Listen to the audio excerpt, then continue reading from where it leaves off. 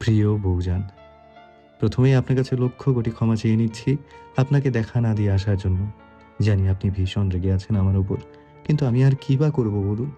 আপনার ওই ছলো চোখ জোড়া দেখলেই নিজেকে পাগল, পাগল লাগে আমার। ইচ্ছে করে আপনাকে সামনে বসিয়ে আপনার মন খারাপের কারণগুলো শুনতে।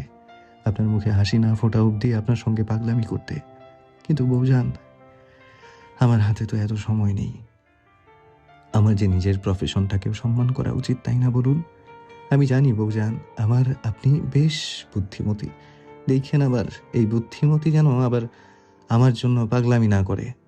নিজের যত্নটা যেন ঠিকঠাক মতো নেয়। কেননা একটা কথা মাথায় রাখবে সানশাইন, তুমি যতটুকু ভালো থাকবে, তোমার ডাক্তার সাহেবও ততটাই ভালো থাকবে। তাই এবার না হয় একটু হাসো বউজান। হেই, হেই তুমি হাসলে তো?